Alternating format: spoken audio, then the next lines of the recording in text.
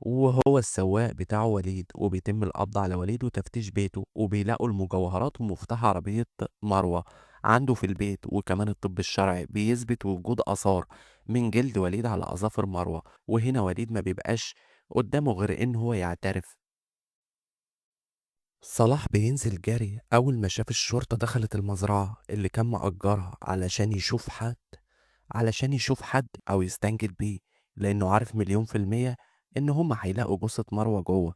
وأول حتة هيفكر يروحها هو عند زوجته شيرين الزوجة الأولى، علشان يستنجد بحماه أبو شيرين. ولكنه لما بيروح مش بيرضوا يفتحوا له الباب من بره، فبيقعد يخبط كتير لحد ما بيفتحوا له الباب وبيدخل جوه. واول لما بيدخل حماه بيسمعه كلمتين وبيقول له احنا ملناش علاقه بيك من يوم ما سبت شيرين، اتفضل اطلع بره. وبعدها بيقرر صلاح يشوف طريقه يهرب بيها بره مصر.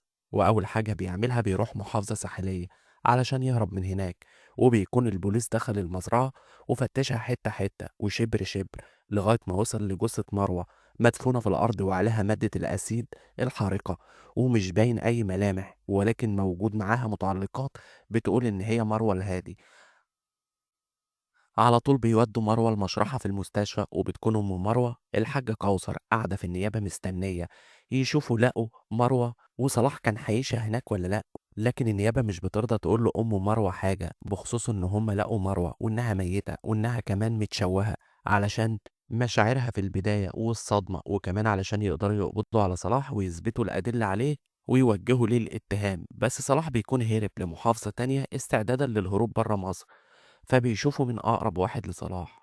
وهو السواق بتاعه وليد، وبيتم القبض على وليد وتفتيش بيته، وبيلاقوا المجوهرات ومفتاح عربية مروة عنده في البيت. وكمان الطب الشرعي بيثبت وجود آثار من جلد وليد على أظافر مروة. وهنا وليد ما بيبقاش قدامه غير إن هو يعترف إن هو عمل كده بعد صلاح ما ضغط عليه وقال له أنا عايز أخلص على مراتي علشان ماسك عليا ورق يوديني في داهية، ولو ساعدتني في ده هسدد ليك كل ديونك. ووليد طبعا بيكون عارف مكان صلاح فين، فبيقول لهم وبيروحوا يقبضوا على صلاح.